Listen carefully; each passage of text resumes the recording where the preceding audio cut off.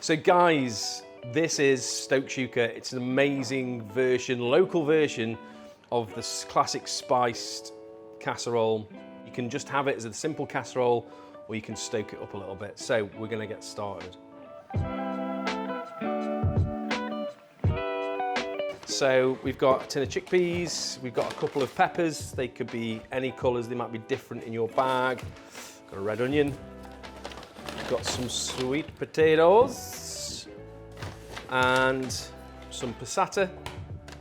They're just sieved tomatoes. You could use a tin of chopped tomatoes, another red onion, and some garlic cloves. Got 6 garlic cloves there, so very garlicky.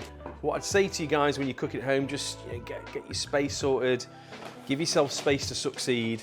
We're going to peel the sweet potatoes first, because we can start with the onions, but that's going to make us cry, right? So let's start up by peeling the sweet potatoes.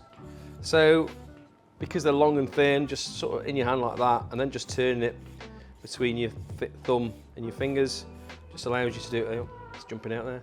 Allows you to do that really quickly. Just getting that bit off the bottom. If you just take that time just to peel that bit at either end, you don't have to cut as much off, so you're not going to waste as much.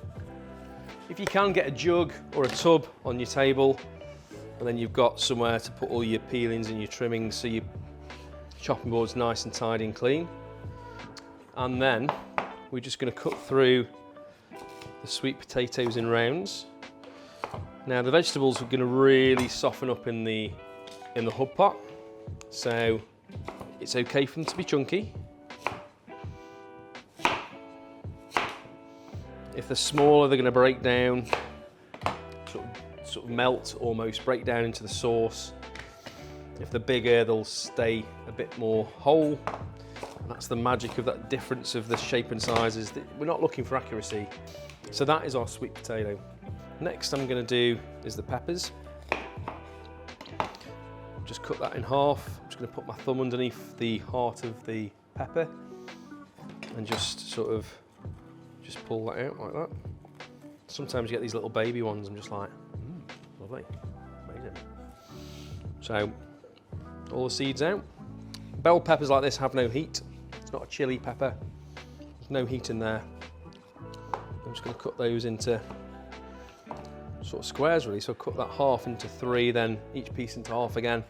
Now if I was doing this restaurant style, I'd be taking away all that pith. But it is fibre, it is good for you. In the casserole it's going to taste delicious. Just keep it on. I'm creating less waste. So I'm going to cut this red onion in half. Just popping those flat down on the board just so the enzyme from the onion doesn't make me cry. If it's strong, it's going to get me anyway, but just lying them flat will help. So just peeling these onions up. So I'm just going to top and tail the onion. And what I mean by that is I'm taking the top off. That's the bit that sticks up above the ground. I'm just putting my knife at a little angle, and also the bottom as well. Now, often when we're cutting onion, especially in European cookery, we leave that on to hold it together, but we're doing different with this. And now we're going to cut into long, thin strips through the onion. In your own time, guys. Yeah, working safely. So I've got my chickpeas here. I'm going to open those up. I'm going to drain those off. So they are done. So with the garlic, I'm just using the flat of the knife with the blade pointing away, just using the ball of my hand where the weight and the strength is, just pressing so it pops. And then taking the skin off. If you've got a grater, you could use a grater. You might have a garlic press. Thing with the garlic press is you can lose quite a bit. Trying to scrape it off can be difficult. At least you can get your hand in and around a grater. You can chop it, of course, whatever works best for you. Notice I'm peeling all the garlic, and then I'm going to go and chop it all, just so I've got all the skin out of the way and just being tidy in the process. If it's a bit woody and brown on the end, sometimes just trim that bit off as well. And then just slicing through thinly as you can. taking your time, nice and slow if you need to. Building up your confidence using the knife. So a bit like onion, garlic can sting your eyes a little bit. So I'm just doing a really rough chop, cutting it nice and thin. So simplest way for this, if you're gonna just do this really easy and you're using a knife, you're not grating it, you're not using a garlic press, or maybe any other way that you might prep garlic. I've cut through it once, I'm gonna cut through it again, and I'm going as small as I can, relatively small, like not being too precious about the sizes, just cutting through it, chop, chop, chop. Now if you're thinking, do you know what, I quite like this cooking thing and I want to be a bit better at this, what's the next step, Chris? Well, the next step is this. You get some salt. I'm going to go back to science again. So through osmosis and diffusion, by adding, a few pinches of salt on there, what I can then do is create a little puree just by the side of the knife. Does two things. The salt creates abrasion, which breaks down the cells, but also the salt's drawing the moisture out of the cells as well, which in time will make a puree. Just a little tip, you don't have to do that. It's adding a bit more detail to it. You really don't, but if you want, I want to be a bit more chefy, little tip there, works really, really well. So, I've got my Hubb pot, it's here, lid off, and it's just so simple.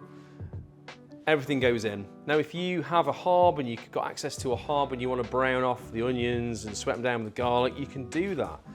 You know, caramelize the peppers, you can do that, but I'm just going to get everything in. It works really well, the flavor's still good. As a chef, like I doubted this, but it does work. Okay, so let's do this. Onions in, lots of onions, man. Onions is the basis of flavor, so good. Onions are in, garlic's going to go in. Quite a lot of it there. Ooh, 6 cloves, yeah. Great for Halloween, I reckon. Absolutely amazing. All that goes in there. Sweet potato goes in, one got away, that in as well. Peppers, both peppers in there. You get the picture here, we're literally just getting everything in, guys, yeah? Now, all the veggies are in, everything's in there. We're gonna go in with a whole carton of passata. You could use chopped tomatoes. Passata is just sieved tomatoes. There's not a lot of difference in price now. We're going to go in with some smoked paprika. Now on the recipe, these are sort of mentioned how much I advise you put in, but experiment with it. I'm gonna go in today, I'm going in for 2 smoked paprika. Quite like that smoky flavour in this, it's absolutely delicious. Cinnamon. 1 cinnamon. Smelling amazing already. Gonna go in with half a teaspoon of chili flakes. Careful with chili flakes because sometimes they can be quite mild and sometimes can be ridiculously strong.